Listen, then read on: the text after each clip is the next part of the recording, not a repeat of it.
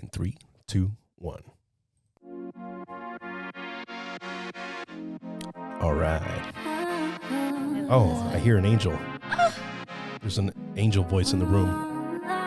Where's that coming from? You said that you're feeling me. I feel it. Those eyes, but you're killing me. There we go. My heart, but you got the key. I've been thinking about you laid me Oh down yeah, what's under up, the people? stars, telling Annabelle me here, I'm the biggest live star and you've ever direct seen. from Pasadena, California. Baby, please. Ladies and gentlemen, you are watching the Dreams to Reality podcast. Today, guys, we got a very talented guest. She is an artist. She's a singer, songwriter, and professional DJ. She's also a beautiful vixen, a sex symbol. She's a rising star in the music world and is pretty much destined to reach the top of the charts, if you ask me. So make sure you guys check out her music. She's got a new EP out on Spotify, Apple Music, pretty much anywhere there's music, you'll find her, or just look her up. Ladies and gentlemen, please help me welcome the beautiful Izabel Honey. Yay! Oh my God!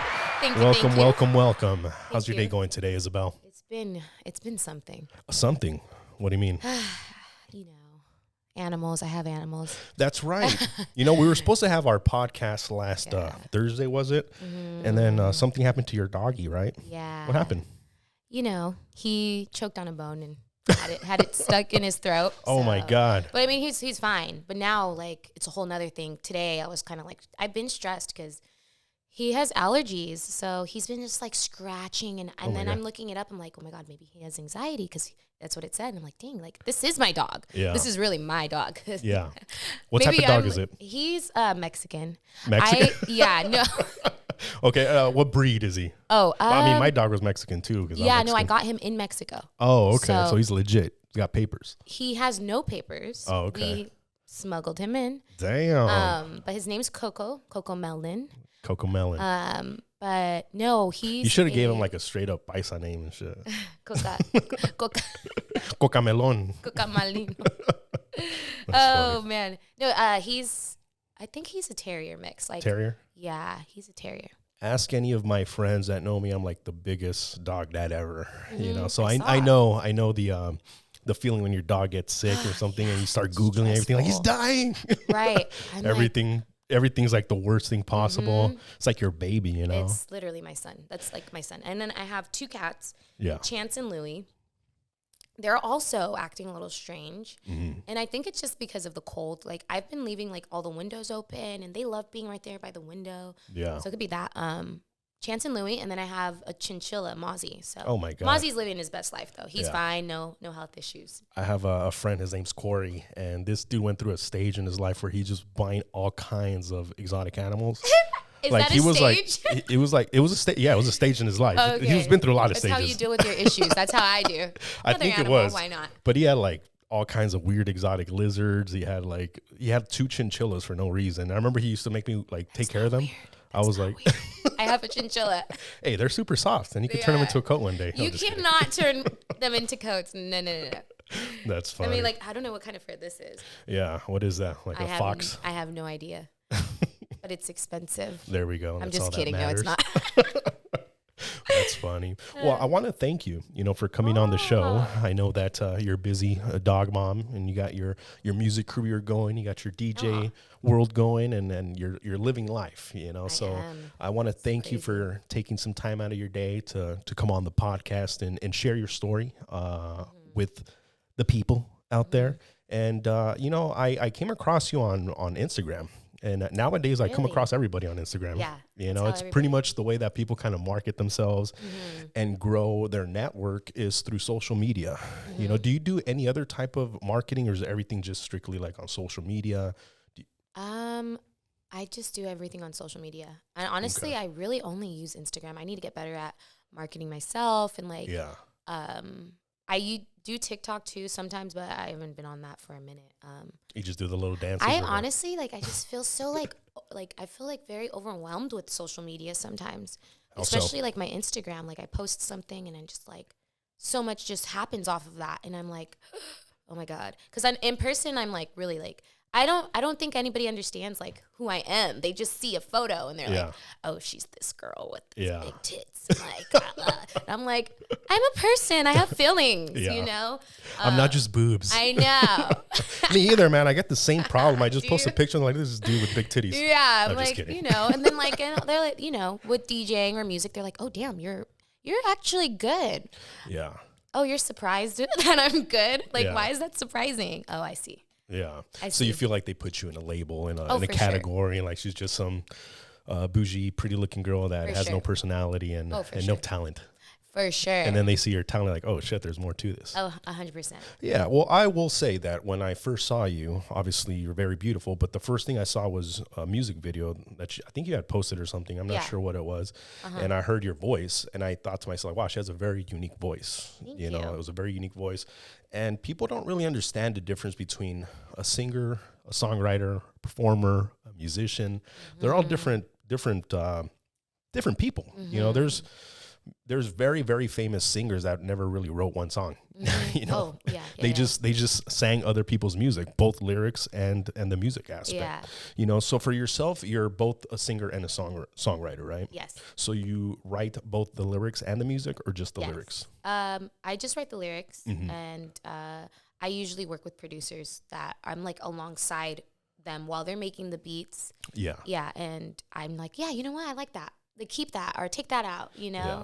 Also, I've bought in beats, or I'm like just going through beats at night that I'm like, oh, I'm going to buy this beat. I'm just going to buy it. Now, I mean, I'm so lucky that people just send me beats. And I'm like, okay, this is so cool. Because they see that I'm actually like, I could do justice to their music. Yeah. So I think at first I had to like kind of like make myself known as, okay, like I can do this. And I'm kind of like pretty good at what I do, you know? Yeah. Yeah. So I know you're fairly new to the whole music world. When I first heard you and I saw your page, I thought you'd been doing it for a really long time, you know, but then I asked you, you're like, oh, I started singing during the pandemic. I was like, really? That's only like, what, a year ago? 2 years ago at the most? It's crazy because it feels like it was just yesterday. So tell us a little bit about your journey, how you got into the music world and into professional singing. So I've always liked to sing, like when I was younger. And with my family, I grew up watching my mom like get out of the shower, like blow drying her hair, just jamming out to like Mariah Carey. And I just remember sitting here looking like I loved that. I loved seeing her happy and singing. And I'm just like, I love music. And I started singing. My mom told me I sang more than I talked when I was little. How old were you when you were seeing your mom get out of the shower and sing and all that? You know, honestly, as far as you can remember. I could barely remember what I did yesterday, but I'm pretty sure it was like, you know, like I want to say like, you know, 6 years old. That's when I started like realizing that music is amazing. Music is fun. And I saw my mom express a lot of her emotions growing up through music. And I loved that. I loved that. You know, when she was having a bad day, she'd sing this song. When she's having a great day and she's happy, she'd sing that song. And that's what really made me get into that. Like, I grew up watching like Disney Channel like music videos, and I'm like singing like old Demi Lovato songs. Like, that was me. But I would like my emotions through like middle school and high school, like, you know, you're a little rebel. Yeah. So what was your music of choice during that time? Honestly, I want to say I was always in that throwback stage. Like, I was with my mom listening to Mariah Carey, Alicia Keys, like Ashanti. I listened to Ashanti a lot in elementary. Isn't that crazy? In elementary? How old are you, by the way? Oh.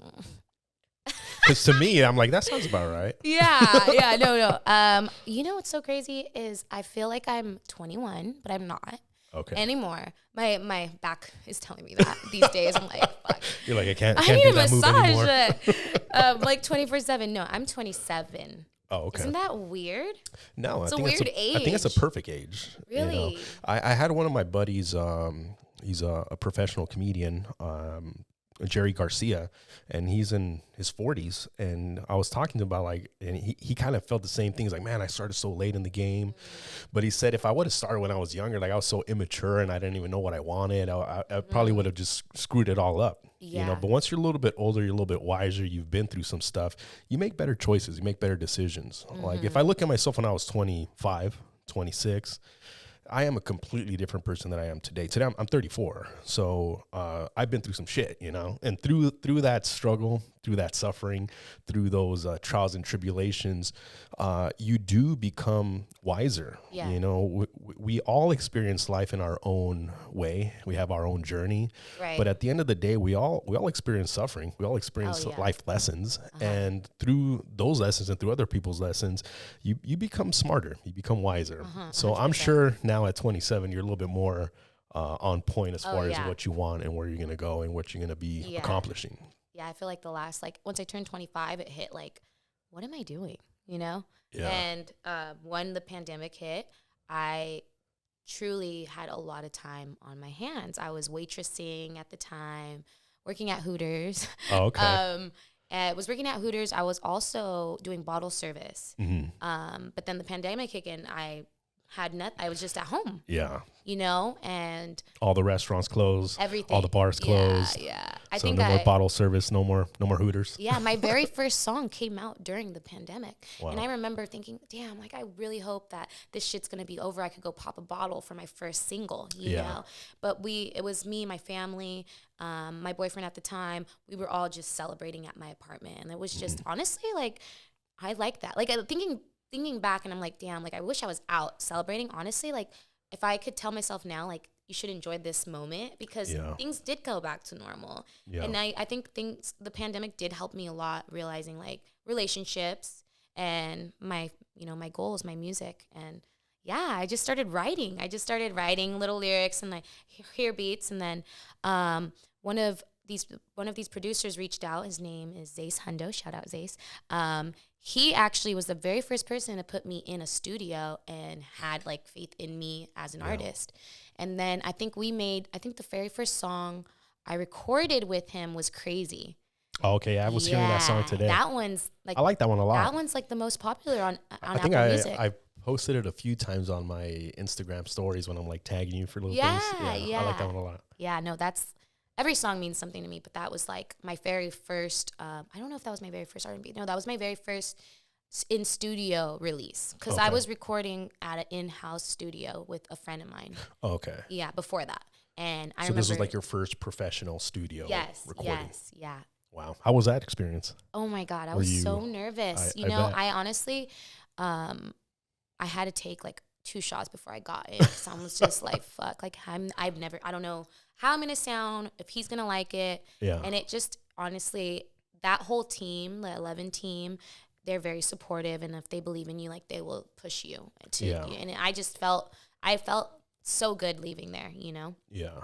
I've noticed that not only in my own personal life, but just through observing other people, that when you have someone that's very talented as far as their skill, whether it's, singing, if they're a fighter, if whatever their craft is, they have raw talent. Mm-hmm. A lot of times it takes someone externally, like a producer or a manager or someone, to see that in that person, and then to develop some more of that raw talent. Yeah. So it's like a diamond. Like, if you see a raw diamond, this shit looks like a rock. It doesn't look that pretty, Yeah. But if you take that raw diamond and you process it and you make it into this beautiful thing that's worth so much, that's what a lot of these people do. They find these raw diamonds out there. And, when I see you, I can tell that some of your music was produced and everything, but I know deep down, and I was like, oh, there's some raw talent in her voice and in her style.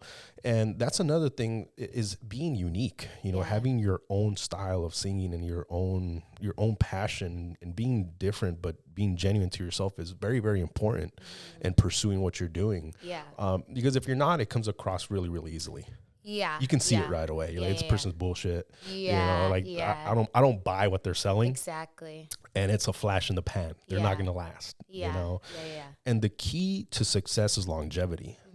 How long are you going to be able to pursue this and be successful in it? So as far as your songwriting abilities, how did you develop those? Was it just, you just came on and just started, you've always been a writer, or where do you get your inspiration from? My inspiration, honestly, I just go off of what I'm feeling that day.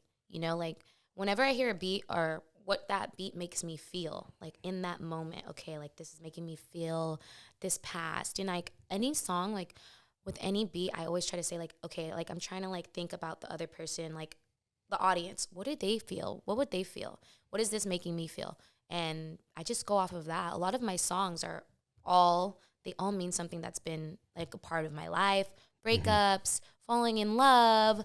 I did see in an article that it said love songs were your specialty. Damn. Are you the heartbreaker or the heartbroken? You know, I got my heart broken once. Once? Yeah, and that kind of messed me up. Okay. Big time. I got cheated on. Then, sometimes you think you know someone and then they cheat on you and then you're like, you kind of turn cold. And then very easily. Yeah, and I think that's what happened to me. I had relationships after that, and I kind of still had that like, oh, this is going to happen again. Yeah. So I kind of started breaking hearts, but not on purpose. I'm a little toxic. I am, but honestly, I'm so over being toxic. Like I just want peace. Like, I mean, I'm not going to lie. Being a little bit of like, it's me. Like my attitude, if something bothers me, I'm going to tell you. Like, I'll tell you like, what are you looking at, huh? You know? I'm getting to know you more and more, Izabel. Yeah. But no, like the song Thinking About You, I was laughing because I dated that guy for 1 week and then Really? He wrote a song? Does he know that song's about him? Oh yeah. What's his name? We're gonna shout him out. I'm just kidding. Honestly, I don't remember. You don't remember his name? That's even worse. Damn. No, hey brother, she don't even remember your name. I feel the pain. I know how he looks. In your mind, he probably looks all different in real life. Oh my God, I saw him the other day and I was like, oh my God, what happened to him? I was like, shit, me. Damn. You're out there destroying lives. No, it was like 1 week and like I really thought I fell in love. Like I thought I was falling in love and Damn, do you fall in love quickly? Oh, I do. Yeah, me too. I am a sucker for love. Like I love love. I don't even like being single. Like I've been single for like 7 months now. Mm-hmm. And I'm not saying it's miserable because I mean I have freedom and I'm happy with my freedom. I don't even know if I'll be able to like get that taken back, Like, oh, you can't do this. Like I'm like, fuck, that's funny. I don't know. I want the best of both worlds sometimes. I'm not going to lie. And that's why I'm going to stay single for, while I'm figuring out what I'm going to do with my career and try to like figure shit out. I want to buy my mom a house. There you go. That's a good goal. I want to buy everybody a house. I want to buy my grandma, my grandpa, be my sister. Like Oprah, you get a house. You get a house. Everybody gets a house. So you're saying your inspiration comes from what you're feeling and also the vibe of the song. Mm-hmm. And, that's interesting because that's what music is. Music is a vibration, literally. And even people are like, I feel in this vibe, I'm feeling sad, I'm feeling excited, I'm feeling whatever your mood in, there's a music for it, and I'm the same exact way. Like I'm a musician, I'm also a songwriter. I've never been a lyricist. I never wrote lyrics or anything like that, but I write the actual music. Yeah, I should try it. Why not? I'm going to talk about all my heartbreaks too. Yeah. I mean, when you start talking about that stuff, it's like so easy. It is because you're talking from your own experience and your own heart and what your thoughts and feelings are, so it does make sense. And to be honest, for myself personally, the most growth that I've ever experienced in life has been right after major heartbreaks. Yeah. I've experienced like 2 major heartbreaks at this point. Like the first one was like the first real relationship. And I was 24 years old when that happened. And then the last one was like my marriage when that ended. That one was even worse, So after those 2 experiences, I realized a lot of different things. And I realized that a lot of it was me, I was the one to blame. Cause it's very freaking easy to blame the other person. Oh yeah. Be like, 100%. Oh, they did this, they did that. And sometimes you're right in what you're saying, but at the end of the day, does it help you? Does it help you grow? Does it help you become a better person? Is it going to help your next relationship? No, it's not. Yeah. You're just going to be a bitter person, turn cold, like you said. Yeah. And you're never going to heal your suffering, and then you're going to go and make others suffer. Exactly. And what I've noticed as well is that most people that are hurting, in one way or another, end up hurting others. And it's just a vicious cycle. Oh, yeah. And I did want to talk to you because I was reading one of your articles on how you experienced a lot of bullying when you were younger. Mm-hmm. And I know from experience that the bullies are usually the kids that have the most suffering. They're getting beat at home, sure. And they feel they're not listened to. They don't have any type of role model at home, and they're just kids that are hurting, and they go like, all right, well, I feel good hurting this other person, so I'm gonna make fun of them. I'm gonna bully them. I'm gonna beat them up. And it's not good, and it doesn't end at childhood. There's bullies that are adults, and they go around just, hurting people for the just for the fun of it, you know? Yeah. And it's even like girls, catty girls, you know. Oh, like man. Girls are the worst. Girls are so, As soon as a girl walks in, like, oh, my God, look at this. Oh, I know. I worked at Did you Hooters. see her nails? That's why you started crying about your nails? I cry. I cry all the time. I will literally cry all the time. Like, my nail breaks, I cry. Like, oh, my God.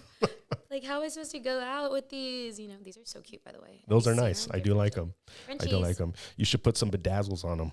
That's the thing is I like bedazzles, but then they come off and then they look ratchet because you have like that dot and it's like the glue dot. Like, you're like, where the hell your little your diamond go? They fall out.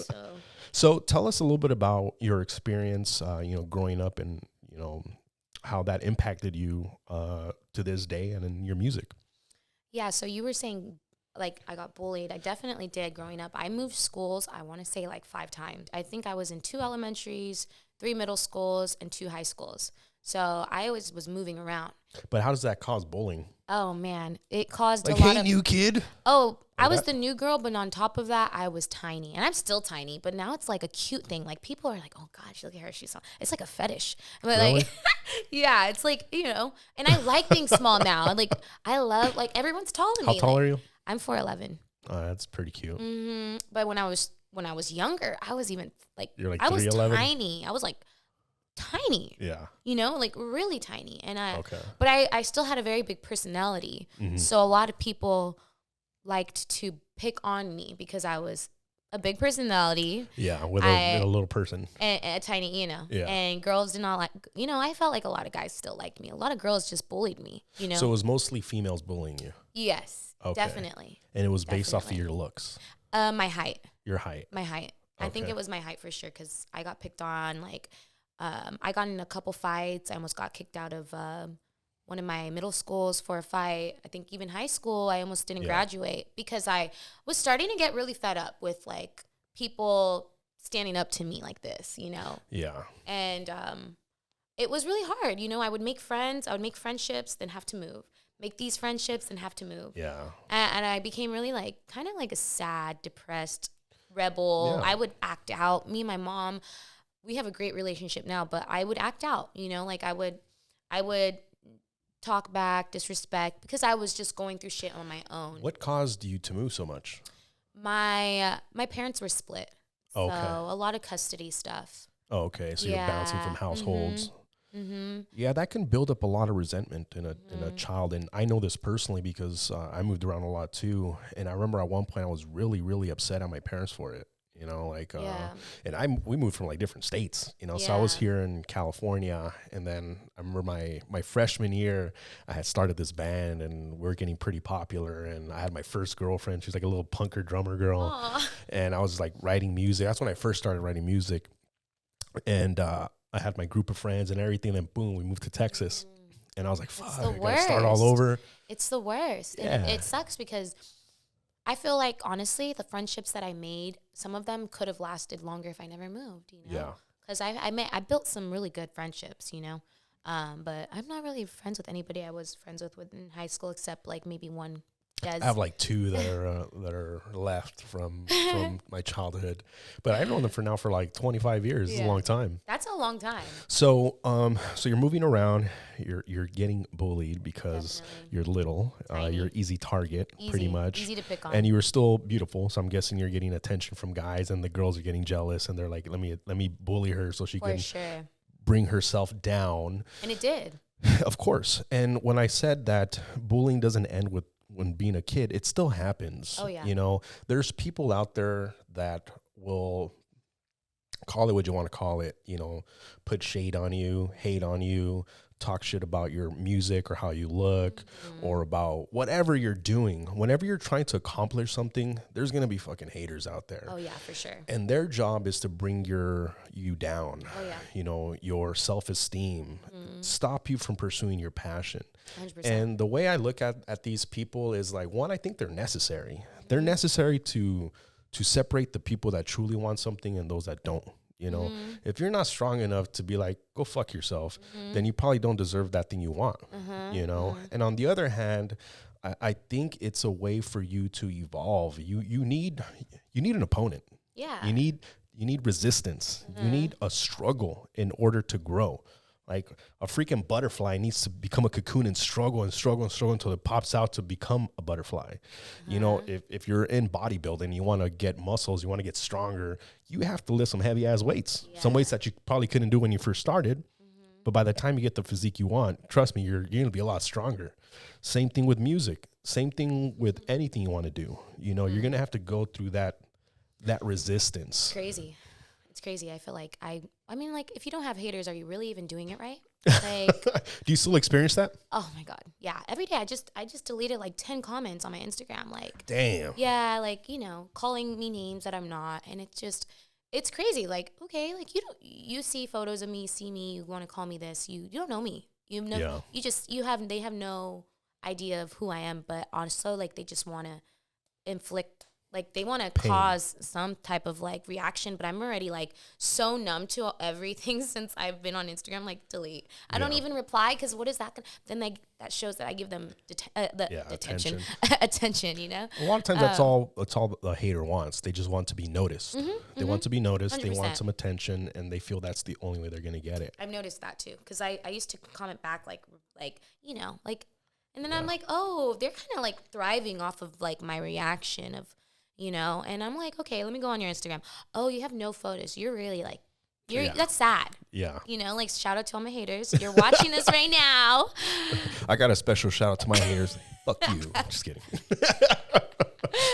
Yeah. I'm like, but you know, and then I kind of feel bad for them too. Like imagine like being on their aspect of like, you really hate your life that bad where you're trying to like cause somebody else pain that you don't even know. Yeah. Or maybe I do know you and you're just still hating on me from past experiences, and that makes it even more sad, you know? Yeah. Yeah, I mean, from what I've noticed, a lot of the times if someone is taking time out of their day to go and hate on someone else, they really got no shit to do. Exactly. I am so freaking busy. I don't have time to be like, let me go see who I can hate on today, you know? And it's just people that are not happy with their life and not pursuing anything. Once you find a passion that you're pursuing and that you're focused on, it literally absorbs your life, you know, and it's everything that you're doing. 100%. And I used to think I had like autism or some shit when I was younger because I would get obsessed with certain subjects and then I would get really good at them. And that's why I could do a lot of things because I have this ability where like I get super, super obsessed with one thing and that's all I think about. That's all I do. Like I just watch YouTube videos. You dream about it. I have like literally like 90% of the day I have my headphones on, like studying something or learning something. That's great. And I did that with pretty much everything that I've learned. And I'm like, who the hell has time to go out of their day to like hate on someone? You know, you really must not be doing something. And you have to shed light on these people a lot of the times to kind of put them in their place. But at the same time, you do have to stand out. You have to be unique. You have to be different. And I think that brings a lot of fear in other people, which cause them to hate on you. Oh, yeah. You know, you were different. You were little, you know, with a big personality. Still am. Still are. You know, you have I just got boobies now. There you go. Now you're little with big boobs. That's you know, girls are going to hate on that, you know. You know, you got more to hate on. You got big girls with little titties. They're going to be like, fuck. You got more to hate on for sure. There you go. A handful. More than that. Like 2 handfuls maybe. You know, but you do. This is not a PG conversation, this is not guys. for kids. This is not for kids, definitely. You do have to be unique to stand out and to, you know, to succeed. You know, when you look at anybody that's successful, they're unique in their own way. You know, you can't just replicate something else and try to be successful on it. You know, so I see you as someone that's unique in your look, your sound, and everything. Little girl with big personality and a beautiful voice. There you go. Thank you. Yeah. So you're DJing. I also thought that you had been doing that for a long time. Oh man. Yeah, I've been told not to talk about how long I've done it, like multiple times. Yeah, because I thought you've been doing it for like 10 years. I was like, you're just like a professional DJ. No, during the pandemic too, I bought a little controller. I had so much time on my hands. I'm like, well, actually, my ex-boyfriend bought me a controller. Shout out to my ex. Yeah. He's amazing. I love him still. That's a whole nother conversation. Yeah. But no, he supported everything. And honestly, that's amazing. Sometimes you meet people for a certain reason. I don't think I would have done music if he wasn't in my life too, because he fully supported my music. That's good. 100%. I broke his heart. We were talking about heartbreaks. He was one of the guys that I definitely broke his heart, and yeah. But anyways, he brought me a controller. I kind of feel like diving deep into that, but I'm not going know. to. I don't know if you're watching. Maybe for episode 2, we can talk about relationships. Right. So he bought me a controller, and I started playing on it, but I did not know what I was doing at all. And then I kind of just had What is a controller? Like a... Man, you're asking me questions I can't even answer. See, this is how new I am. Is that like the little... like a spin... A mixer. Oh, mixer. Okay. Okay. She's going to be like... They're going to be like, she doesn't even know what she's talking about. She ain't no professional DJ. You're like the little chingadera that does that little thing, you know? You know the buttons? Okay.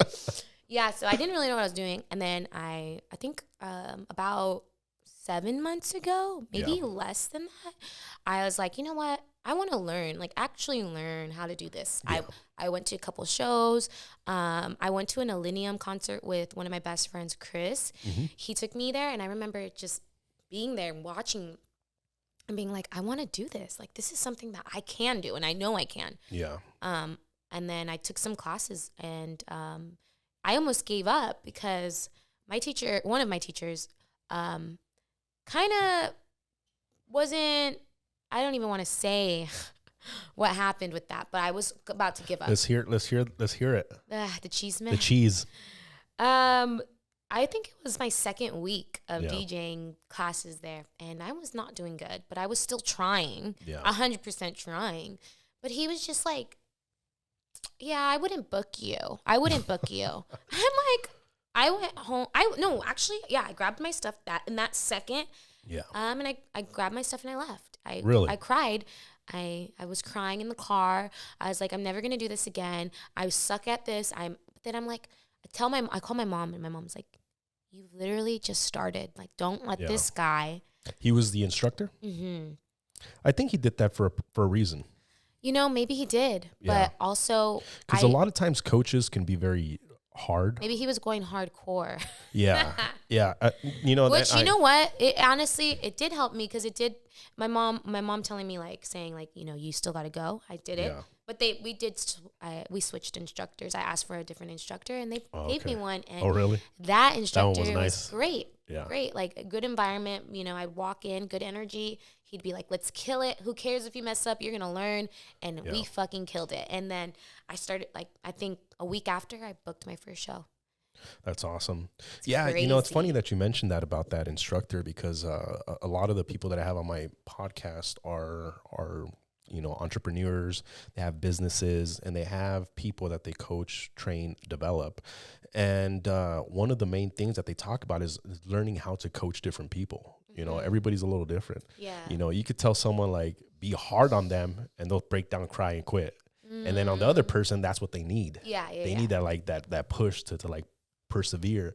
And sometimes people need cheering. Sometimes people need a slap over reality. I'm a crybaby. Yeah, so you're a softie. I would never yell at you. I'll be like, I would support you. You know, I could tell you'll quit on me right away. I'm a crybaby. I am a crybaby. I think I was a crybaby with that because I didn't know what I was doing. Yeah. I think I've heard a lot of people tell me oh, you don't know what you're doing with singing, and you don't know how to write. I'm like, no. I believe in myself with that because I've had experience with that. So with that, I was so easily that is a question. I'm not good at it, you know? Yeah. Are you classically trained in singing, or is it self-taught, or did you have lessons? I've never had a lesson. I've, in high school, I was in choir. Okay. I was in the San Dimas choir. Honestly, in all of my schools, I've always was in choir. Mm-hmm. And then after high school, I just went straight to being an adult, paying bills, and I stopped music completely. Yeah. But then reality hit. Reality hits. Gotta pay stupid bills. First job was at McDonald's. Yeah. Fucking drive-through McDonald's. Oh my God. Did you have to get a little booster seat? You know what? Step stool. I'm the bully now. You're so mean.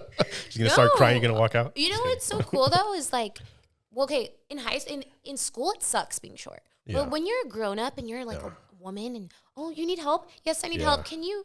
Yeah. Can you use it to your advantage? 100% now. 100%. Yeah. And I love it now, but I hated it when I was younger. Yeah. I always wanted to make my own podcast with like my girlfriends and just talk about girly things. Like, yeah, there's a niche for everything. You know, there's whatever you feel that you're unique with, run with it. You know, as long as there's an audience, you know, you'll be successful with it. You know, like that Andrew Tate guy. Yeah. Yeah, like I'm like. That for females? Yeah, for females. Okay. Like just being real, like being realistic. Like, all right, let's get to it. Like, what would you talk about on your podcast if you had one? I think I talk a lot about sex, things that girls don't really talk about in general. Like, let's get into it. This is an interesting conversation. So you say you're thinking of starting a podcast with some female friends. Yes. And what would be some of the subjects that you would like to talk about on this show? I think it would be like a lot of like girl talk because I have a lot of conversations. That's interesting. I don't know what girls talk about. Exactly. Because my podcast is mostly it's everybody, you know, but I'm a man. So my viewpoint is through a man's perspective. Yeah. I'll be interested to know some of the female thought process. Yeah. Just like honestly would want to talk about like, you know, us, what we go through daily with dealing with guys, dates. Oh my God. So you guys are going to talk about relationships. Let's get into it. Well, yeah, but I think it would be more so like disaster dates. I feel like that would be the first episode. Really? Because I've had so many dates. Like, oh my God, like how is this even a thing? Like, are you even? I remember this one guy took me on a date. I will never forget this because this is probably like the most like crazy, like not even crazy. It was just like a what the fuck. Like this guy's been chasing me for a minute now. Yeah. And then I finally like, okay, all right, I'll give you a chance. He picks me up in his like construction uniform. He's like okay, that's what I thought, first of all. Because I'm like, oh, he just got out of work. No, that was his outfit? That was what he was wearing. Hold on a second. What was the outfit? It was like he had like a helmet on and shit? No, it was like, you know when you wear jeans that have like a bunch of shit on it, like paint? Oh, okay. It was like an Abercrombie and Fitch fucking pants? And then like a shirt that looked like he just got out of work, like dirty. It was dirty. There was dirt. No. That's a $5,000 shirt. Yeezy. No, Balenciaga. Yeah. Did you see the Balenciaga fucking lace bag that they're selling? No, but I can only imagine. I'm like, dude, I could fucking do that. I'll give you. You should. Fucking Jesus. All right. So first off, he looked like shit. Yeah, I was just like, what? Okay, whatever. You know, I thought he just got out of work, so I was like, you know what? Give him a chance. I'm actually glad that he still took time out of his day, like to take me on this day after he got off work. Yeah, takes me on this day, and he doesn't open. Well, you know, this is what the podcast would be like. I am like very like when I'm with a man, like you have to open my car door, like you need to do that. Like it's I don't what chivalry. Yeah, like I like that. Like open my door, like right. Tell me I look good at least. I did not just spend 2 hours looking this cute so you can like. Yeah. No, sir. Okay. Then I get in the car, I'm opening this door. There's half-eaten chicken nuggets on the seat. McDonald's on the seat. Like he didn't even have the decency picture of it to like move it from the seat. I wish that I still had the photo because I sent it to my sister. I was like, look at this shit. I took a photo. He's like, are you taking a photo? I'm like, yeah. Why is there chicken nuggets on the fucking seat? I had to like push. Oh my God. I had to push the chicken nuggets off the seat. Let me do a public disclaimer. Guys, if you're listening, make sure you clean your fucking car. Take those chicken nuggets and throw them in the trash. I know. I mean, man. Okay. This is getting good. What's next? Yeah. And then we go to this like, what is it when they cook in front of you? Like a hibachi spot, right? And he's just talking about himself the whole time. And I'm just sitting there like, oh, yeah, that's so cool. How old is this guy honestly, at the time? Dude, this was a long time ago. This was probably like 5 years, more than that. This was a long time ago. I think I wasn't even 21. Okay, so he was a kid. I still had high expectations. Yeah. Well, no, he wasn't a kid. No, he wasn't a kid. He was in his 20s. I was like, dang. He was in his later 20s. I'm sure he learned. And then he had to have learned. Yeah. Oh, I told him. I sent him a picture. I was like, this is what we were doing. Anyways, then the bill comes. Yeah. And he looks at me. To pay? Yeah. Like what? Fully. He asked you on a date, but yeah. He asked me on a date. He's like, hey, let's go on a date, but you pay. Yeah. Yeah. I was just like, you're lucky he didn't feed you the fucking chicken nuggets. Oh, I would have fucking ate those if I was gonna pay. Shit. Thanks I love McDonald's chicken nuggets. Actually, I ate some today. God. Did you have to actually pay? I paid for it, yeah. He looked at me. He didn't say, like, will you pay? Like, the bill came, and he, like, looked at me, and he's like, I have to use the restroom. So there was a couple, because you know how on those ones, there'll be people, like, next to you? Yeah. The couple, I was just like, I just met this guy, and he's going to make me pay. He's like, yeah, I was going to say, you're too dressed up for that. I was in a beautiful dress. Wow. And you're like in a nightgown and stuff. Looking so cute. Felt so cute. Yeah. And then I'm like, you know what? Okay. I give the guy my card, and I pay. And then he's just like, he drives me home, and I'm just Did he even say thank you for the meal? I don't remember. I was already in my like own little zone of like, like I will never see this. I'm for sure blocking him. Yeah. So I get home. On the way home, he's like, you're just so amazing. You're just the sweetest girl. I can't, honestly, I would have paid for the dinner, but you took the, I don't know what he said, but he's like, you paid for it. And I'm just like, I'm not going to look dumb when the bill comes and you're looking at me. Like, and then you go pee. Yeah. Like if I invited you to dinner, I don't even mind. Like I'm very like, okay, I will split a bill with somebody once we get to that point. But if you're trying to like show me that you like me, like you have to pay for a couple meals before we start. Yeah. Even thinking about that. Yeah. Wow. Okay. Yeah, that was a horrible date. I will say it was horrible. But I've heard worse. And I forgot the leftovers because I was supposed to bring leftovers to my sister. I was like, girl, I got you. And she, my sister was like, you didn't even bring the leftovers. I was like, fuck. Yeah. I was like, we got nothing out of this. It could have been worse. I will say I've heard some worse dates than this, but that one is. I feel like that was my worst. So maybe shitty. that wasn't. If there's worse, then fuck, that sucks because that was pretty bad. And I will never forget the chicken nugget. I took a photo. That's hilarious, though. Yeah. What else would you talk about? And when I asked him about it, he was like, oh, that was from last week. I can't believe they're still there. I was like, last week? What the fuck? He's just been driving in his car with these 1 week old. That's crazy. What did I see in this guy? Fuck. Dang. Yeah. All right, so you would talk about bad dates. What else? Mm-hmm. What else what's girl talk? I think it would be like, bad dates, probably like sex life. I think that when you're younger, sex is just kind of like sex. Now I'm older and like it's meaningful to me. Yeah. Like I don't just and it's so funny because of my Instagram, everyone thinks I'm a certain way. I'm like this sexually active person. No. I mean, yeah, if I have my person, but I would talk about stuff like that. Like I'm very like scared to let somebody in it as a sexual partner because it sucks not like after having sex and you're like, that was not for me. And I'm just like, man, did I really just do that? Like, did I really just give him that opportunity and he failed? He failed me. But then you got to train him because my God. You got to train him? Definitely. And a lot of women know this. You have to train them. What you like, you got to let them know. Well, I do think that from my experience, there's like there is such a thing as sexual chemistry. For sure. And you can feel it right away. Yeah, typically, sure. when you're talking to someone, I don't even know what it is. It could be just a vibe thing. It could 100%. Be a pheromone thing, but there's like a sexual attraction, and it's like you can't fight it. It's not a choice. Like a beautiful woman comes in and I'm attracted to her. Like I can't fight it. And then someone else walks in, I feel nothing. I'm like, okay, I don't fight it. I don't feel nothing. And then let's say that person wants to pursue you. If you have that attraction, it's going to go a lot smoother, But if you're like, I'm not fucking feeling this person, but you're still kind of going with it, like you're not being genuine. Yeah, I don't even. If I never force anything. If it doesn't feel right, I'm not doing it, And that's with anything I do. That's not just talking sexually. I'm talking about business. I'm talking about friendships. I'm talking about 100%.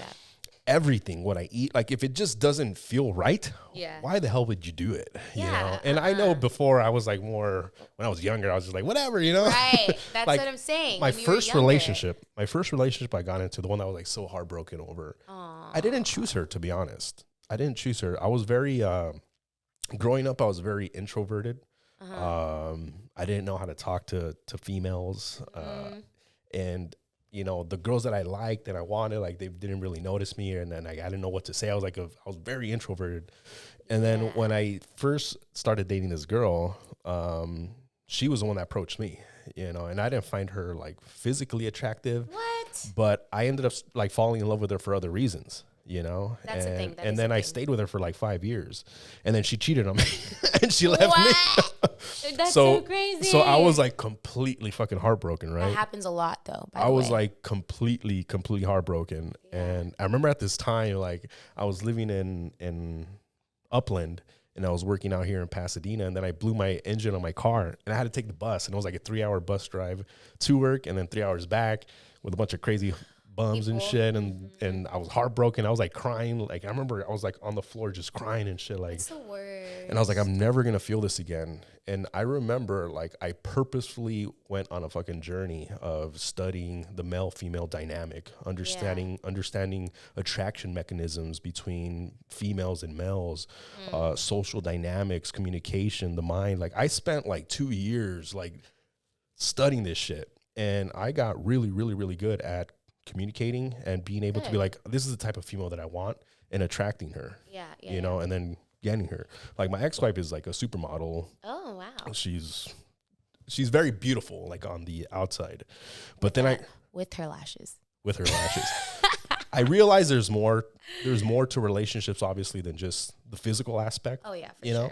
Mm-hmm. But as far as is attraction, like it's a biological thing, you know, and there are certain things that females are attracted to, and there are certain things that men are attracted to. Yeah. And a lot of the times, the reason why there's a lot of like headbutting is because we don't take the time to realize what the opposite sex wants and desires. Right.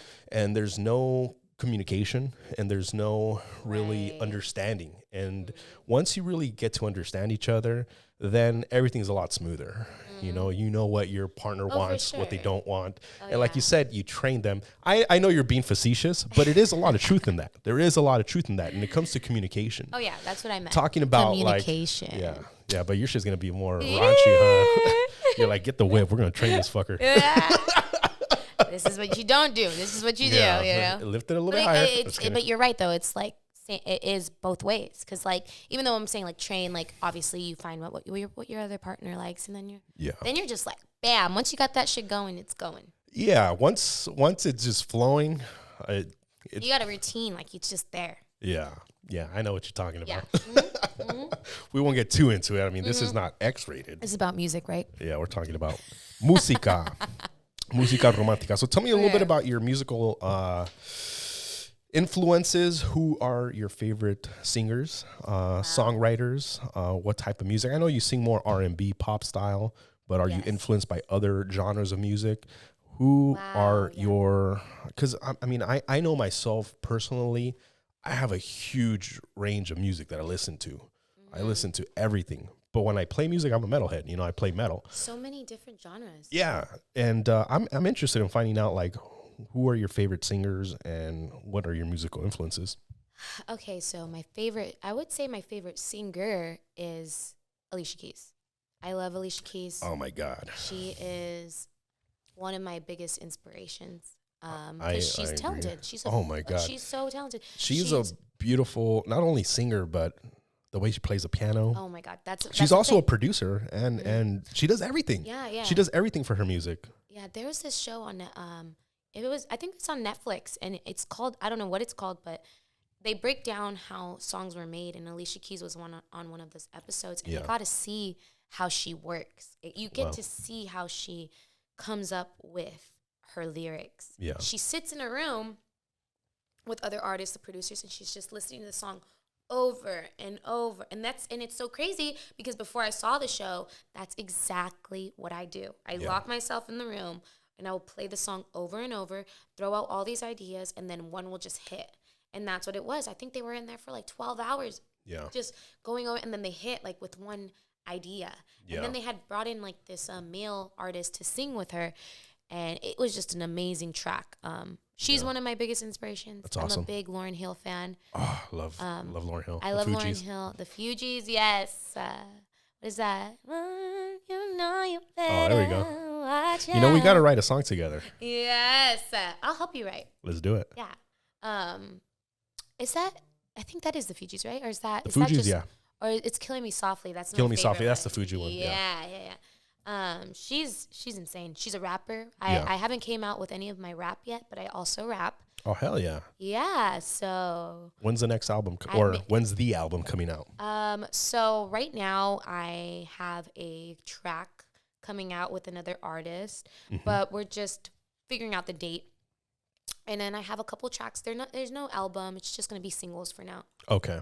Yeah, I think like where I'm at right now, I think singles is the best thing for me to do. Yeah. Until I get a bigger fan base, then I'll be like, oh, she's coming out with an album. So I can get more like, streams. Yeah. But I think right now singles is where it's at. So Lauryn Hill, Alicia Keys. I'm a big Sabrina Claudio fan. Have you ever heard of her? No, I haven't heard of her. She's an amazing Sabrina? singer. Sabrina Claudio. I'll check her out. She's more like, I think, recent. She's newer. Oh, okay. She's newer. Mariah Carey. Oh, yeah. I grew up listening to Alicia Keys, Mariah Carey, Ashanti. I even listened to, I loved J-Lo. I love J-Lo. Okay. I think the reason I love J-Lo is because she dances, and I love to dance. Do you dance? I do dance, but I'm not. While you perform? I dance while I perform. Really? I'm not the best dancer, but I can dance. Oh, hell yeah. Yeah. Actually, you know what? Yeah, I saw your music video.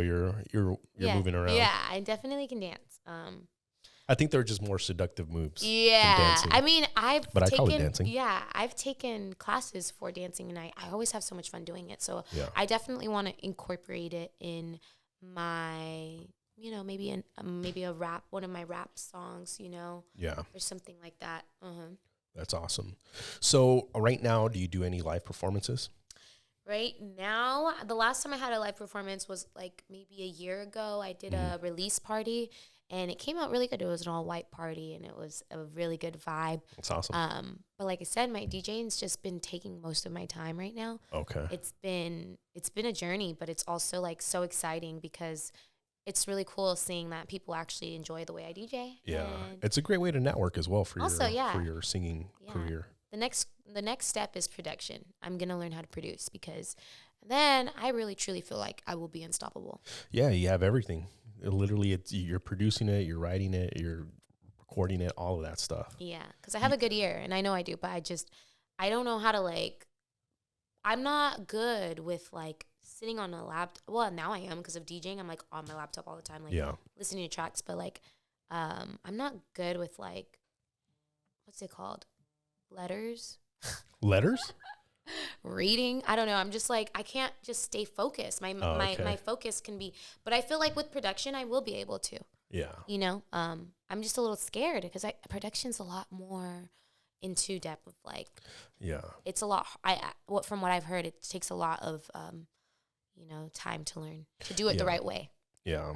Do you have a manager or a mentor or someone that's kind of guiding you on this journey, or you just kind of did everything on your own? I have been doing everything on my own. Oh, wow. Mm-hmm. So you don't have a manager? Don't have a manager. Don't have a mentor. Just been going with the flow, seeing where things take me. There's been a couple people that want to manage me, but I'm just fully looking into them, and I'm like, oh no, I don't think so. Yeah, it's got to be the right person. It has to fully I just have to know that they have experience, right, with the right type of people too, Yeah. I remember on Friday, this guy came up to me, do you have a manager? We can make a lot of money. And I'm like, who are you? What's your name? Let me see your business card. Let me see your IGs. Oh, my phone's not working. I'm like, oh, that's bullshit. You don't even have a card? Yeah. Yeah, no. What's the name of your company? Yeah, I'm just no, thank you. But I am looking for a manager. Shout out there, guys. If you're if you know of a professional manager that's legit, please. Because I'm ready. I'm ready. I'm 100% in on my music right now. That's awesome. What are your goals as far as your singing, songwriting career? What do you ultimately want to do? It's so crazy because now that I've done DJing, I always knew I was I want to be this pop star. I want to be a singer. Mm-hmm. I want to be this. I want to be that. Then I learned how to DJ, and I'm like, oh my God, I love DJing. I want to be a DJ. I want to be this, and that. And I'm like, wait, let me get into production. Honestly, I think my goal is to be able to make great money doing music because I love it. That's the only thing that makes sense in my life is music. Yeah. And it honestly, at this point, after I learned how to DJ and I'm doing good, I'm like, you know what? Maybe it's just wherever the music takes me, I will just follow it because I'm just as happy DJing as I am singing. That's awesome. That's crazy you say that. And writing. You know, I want to, and another thing is if anybody ever needs a ghostwriter, I ghostwrite. So I write songs for other people. Yeah. I recently just wrote a song for another person. It's only been once, but I'm open to that too. Like, it makes me happy. That's and then awesome. It's like, okay, I'm making a little bit of money off of it. Okay, this is so cool. Like, this is truly making me happy. You know, it's funny. It's like, that's how a lot of people end up doing what they do. You know, first you have a picture in your head, like you're a little kid and you see Mariah Carey singing, you're like, I want to be her. I want to do her. Yeah. And then you start pursuing that career and you start going down this journey, and then something happens and you meet someone else and like, boom, now you're doing DJing. And you're like, oh, I love this shit too. And then boom, production. And the next thing you know, you find an artist and you're like, wow, this artist is really good. I can write for them. They can sing. I could produce everything for it. I have friends who I had bands with, you know, growing up. Like my friend Kevin, who was a bass player for one of my bands. Amazing musician, but now he does live casting and managing for like gigantic bands. Like he did like Korn and like Parliament 5000, like big bands. Korn. You know? Yeah, like he is does. Korn like, still a thing? Yeah, they're still. Shut up. Yeah. Really? Yeah, he does. I feel like I was like a kid when I saw like one of my mom's boyfriend was like super into that, and I was they're packing out stadiums still. No way. Yeah, it's kind of like Kiss, right? Not as big. Not, well, I can think Kiss was probably bigger now I think about it at one point. I don't know about now, but but yeah, pretty much. They're packing out stadiums. You know, they're not like little rinky-dink. They're big bands. Yeah, okay. But anyways, he's still pursuing a career in music, what he loves, but on a different side. You know, I have a friend who was the singer for one of my bands and a guitar player.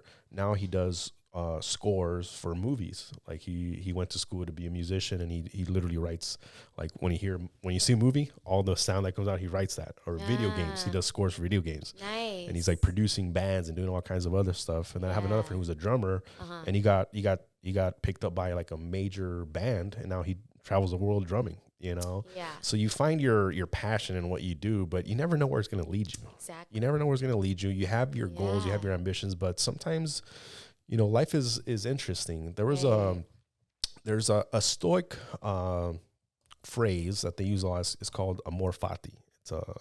It means love your fate, no matter what it is. Whether it's you know, you experience bad, you experience good. Your past, your present, and your future. You have to love your fate. You know, whatever it is, your journey. And I've realized that in order for me to truly find peace in my heart and in my life, I have to love my fate, whatever it is, you know, because once you start to be like, man, I wish this would have been different. I wish that would have been different. Yeah. I wish I could do this. I wish I could do that. You're not happy when you do that. Right. You're living in something that you, first off, you can't control, you can't change. And secondly, that's not reality. You have to live in reality. It's good to have goals. It's good to have ambitions. It's good to have a plan, and it's actually needed in order for you to succeed. But at the same time, you have to love what's happening in your journey. Yeah. You know, whatever it is. Yeah.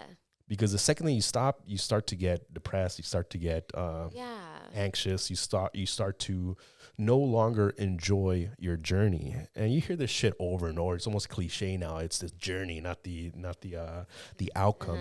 And there is a lot of truth to that. Yeah. You know, because if you really start to compare to everything else, and you're never going to be fulfilled. You're never going to be happy. It's the worst because there's always someone better. There's always something else out there.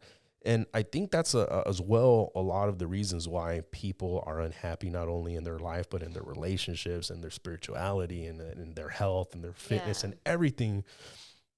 They are comparing themselves to someone else. And the way that I realize that I can truly be fulfilled is to set my goals, set my ambitions, and then just follow the process, you know, and the only person that I'm competing against is myself. You know, I'm going to be a little bit better the next time. You know, so I record this, I produce it, I engineer, and I do everything. I look at the lighting, and then the next episode, I'm like, okay, what could I do different? Exactly. You know, what could have gone better, or, you know, what did I do good? And then I just continue to evolve. And that's the process of growth, is little baby steps of getting better and better and better and better and better. Every day I become a little bit better. Yeah. 5 years from now, you look back like, holy fuck, look at all this shit I did. It's so crazy. It's crazy. I'm like, I look back at how I used to be, how I used to react, how I used to act. Yeah. I'm still crazy, but like I was see that. crazier. You know, I was a mess at one point before I started my music. I mean, I want to say like even during like the beginning, I was just everywhere. I didn't know what I was doing. Yeah. Who to trust. You know, music industry is really, really, really dirty. Like it's just a dark industry. What were we even talking about? Forgot. We're talking about trust. Oh yeah, trust. Trust in the We're music talking industry. about it's hard to trust. your team.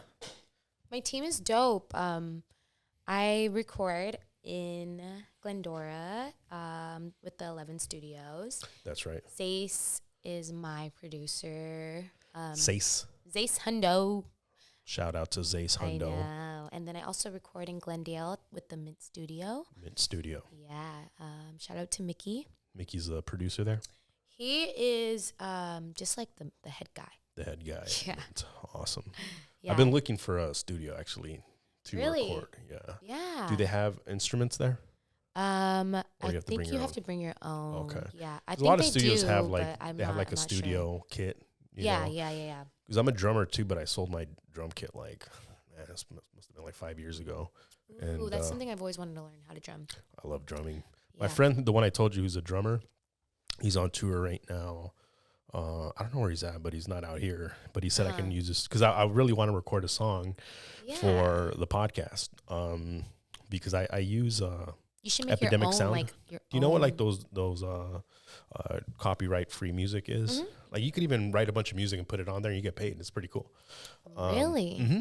You're going to have to teach me that because I'm all about the money. Yeah. So it's a membership. You pay like a monthly membership. I pay the annual. It's like $500 a year. Right. And then, but it's not just music. It's also sound effects and all that stuff. And I use it for my videography business. So like if I'm recording something and I need a sound of like a car or I need a sound of like scratching or whatever it is, they have sound effects. Yeah. But they also have like full on music and songs. Like for a commercial, if you want like a happy song, you type in happy or whatever. If you want like this song or that song. But they have like people I could do that. Yeah, they literally just write so music. Easy for me. They just throw it on Make there. some money. And you get paid every month. Buy me a Balenciaga lace bag. There you go. Like, what is this little trash bag? I still can't even believe that. That shit's crazy. I That's don't even know funny. if it's real or if it's just a meme, but I really hope it's not real. It's probably real. All right, cool. Let's get into it. So we were talking about trust. So trust is crucial in any relationship, not just like in music, but if you don't have trust, you don't have a relationship. Right. If you're worrying about the person, are they going to screw me over? Are they going to take advantage of me? Are they going to use things against me? There's no reason to even have that. That's not even called a relationship. That's like, I don't know what the fuck you would call that. Shouldn't have to question it. Yeah. So it's interesting because in music, you have to collaborate with other people. You know, it's not just you. Like, it's cool if you know how to do everything, but at the end of the day, you can't do every single thing. You have to have people that are in your corner, you know, that have the best interest in you. And yeah, a lot of the times you guys are connected. If you're successful, they're successful. So there does have to be a mutual agreement. But at the same time, you know, some people do take advantage, you know, especially if you don't know. And young musicians get it the worst because they really don't know. Yeah. They just start seeing fame. They start seeing money coming in. Yeah. They don't know anything about contracts. They don't know anything about, you know, song rights or anything. And they just feel like, okay, I'll listen to whatever you say. Yeah. And next thing you know, you're getting screwed over. You know, some of the major artists that, you know, we listened to growing up are not really that successful now. You know, remember what I said in the beginning, the most important thing is longevity, you know, and, anything that requires like music or fighting or stuff like that, it could come and go really, really quickly. You know, you can rise to the top really fast. Oh, yeah. And then come crashing down. And there's so many potholes and hurdles to overcome in different stages. You know, a lot of artists hit that drug pothole and they go down that drain and they get burnt out and they end up either dying or completely screwing up their career or whatever. Other people let the fame go to their head and they become just, you know, shadows of themselves and they forget the passion, what it is that they really are following, you know, which is music. And music connects us all because it is that vibe that we were talking about in the beginning is connecting with another person. You know, that's why I listen to music. If I hear a song, I'm like, I connect to this. Like, I like this sound. I like this vibe. It makes me feel a certain way. And I remember, like, I'll listen to a song 20 times in a row. Oh, me too. I'm one of those weirdos that I'll be like, Me I'm like too. so fixated on a band. Like, I'll listen to one band for like 2 months. Me too. I remember one time I listened to a band for like a year straight, and that's all I listened to. And I was like, what the fuck's wrong with me? You get so caught up, and you feel like you're part of that music. Yeah. And to me, that's what music is about, is really connecting with someone. 100%. That's what I want my music to do. I mean, that's why I write out of like what I'm feeling. I don't just, this rhymes with this word, and I'm just gonna, this kind of sound. No, I'm like, okay, what does this make me feel? What am I, like, my song Issues is a really, like, I think it's one of my deepest songs about. Issues? Mm-hmm. Is about, you know, my own problems with drinking. And you did say you were a professional drinker. I'm a professional alcoholic. Oh my God. So that's what your issue is. Alcohol is an issue for me because it's always been like something that I rely on for how, you cope. I feel like it's very personable. Like, people cope with their issues differently. Yeah. I cope with them drinking. I see. I go, like if I'm feeling a little down, I'll go out and I'll have a couple of drinks, and like, then it turns into more drinks, and then you're like, oh shit, oh fuck, like I'm drunk. Oh yeah, okay. And then I wrote a song called Issues, and that's me writing a song to my ex-boyfriend, admitting like I knew I was the problem, and it was because of my issues of my drinking. Yeah. I've actually done a lot better with my drinking, but in that moment and in that time when I wrote that song, I was very like having those drinking problems and using alcohol to cope with whatever I was dealing with inside. And that's when I wrote that song. Does alcoholism run in your family? I mean, drinking is not unlikely. Like, it's always been around. Alcohol has always been around. Yeah, I mean, like you said, everybody deals with their issues differently, and alcohol is definitely a coping mechanism for many, of either drowning out certain feelings or just not. It kind of allows you to kind of disassociate from a lot of the feelings, and you do get a feeling initially of kind of euphoria, of like carefree, it's fun, but then at one point it becomes toxic, it gets bad. 100%. And that's the problem with any drug. Like, in the beginning it feels great, but then at one point, smoke weed. Stick to weed, guys. At one point it becomes toxic to your life. 100%. And there's a lot of those type of drugs out there. Even relationships can be like that, where in the beginning it feels great, but then you're like, holy hell, the person is not what you thought they were. Yeah. 100%. Or maybe you're just not compatible. Everybody's different in a lot of different ways. You just go off the like, oh my God, he's hot. He does all these things, and you're like, oh, and then you start living with the guy and you find out he's a complete dickhead. That can happen. That can definitely happen. And don't fall in love so quick. I know. That's I gotta tell myself that too. I'm staying single. I'm going to stay single. I'm going to stay. And that's another thing is like, now that I'm single, I'm like actually coping with my issues better. Yeah. I feel like I project when I'm with a person my issues on them. But now I'm like, okay, I have to handle my own shit. And it's kind of like, it's kind of eye opening. Like, this is the longest I've been single, which is very like. Okay, like I usually don't stay this single for long, that song, I think it's Glamorous by Fergie. Mm-hmm. A girl like me don't stay single for long. She says that. Yeah, that's me. But but now I'm like, okay. And I'm like looking back at all my songs, I'm like, Issues is something that I really did write when I was hurting, and I really did break this person's heart. And that was a real life song it still means a lot to me. I hear it and I'm like, fuck, like, like, I hope that person knows that it wasn't him, it was me. Yeah. I'm sure he does. I know he does. He still blames you. I'm just kidding. Probably, which I wouldn't blame him, Yeah. Yeah. No, I feel you.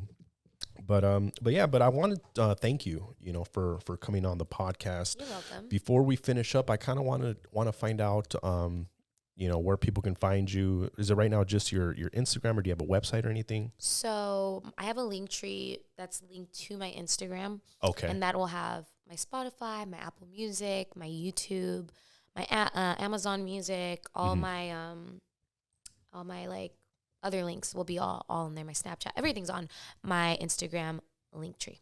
Okay. And then, yeah, you can find me everywhere. YouTube, Spotify. Do you have any shows coming up that you want to invite people to come check you out? I don't know when this is going to be released, but I have a show this Saturday. Okay. What's today? Today's Tuesday? Monday. Today's Monday? Yeah. I'll release it on Thursday. So okay. Yeah. So Saturday, you said? This Saturday. Saturday, the what? Catch One LA. Saturday, November. Shoot, where's 12th. my calendar? 12th at Catch LA? Catch One LA. What's Catch One LA? I know it's I think the restaurant? No, it's a club. Oh, okay. It's a club. I'm gonna be DJing tech house music. That's like my favorite music to DJ right now. Mm-hmm. But you know, I'm open to other things. But right now, I'm in love with house music. If you like house music, come out and you'll see me. I think I'm on at 11. I'm really not sure.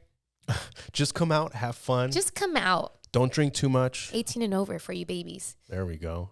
And make sure you guys go on Izabel's Instagram. What's the Instagram handle? Izabel Honey. Izabel Honey. The Z, Izabel with the Z. Make sure you click on that Linktree link. Check out her music. I'm telling you guys, this young lady is a rising star. You're going to be seeing her on the billboards. You're going to be seeing her DJ in Vegas with all the stars. I hope so. You're going to be listening to her music with other artists singing them. She's going to be producing shortly. Ghostwriting. But we'll know you wrote them. Yes. I love it. And ladies and gentlemen, thank you again for watching, and see you guys next time. Bye.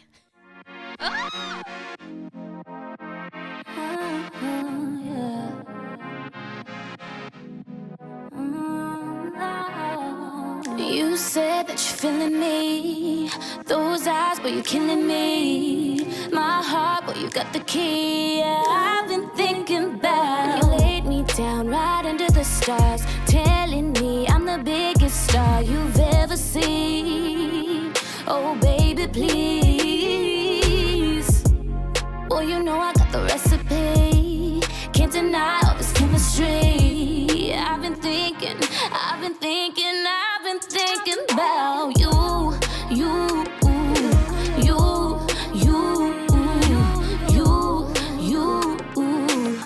Yeah, I've been thinking about you.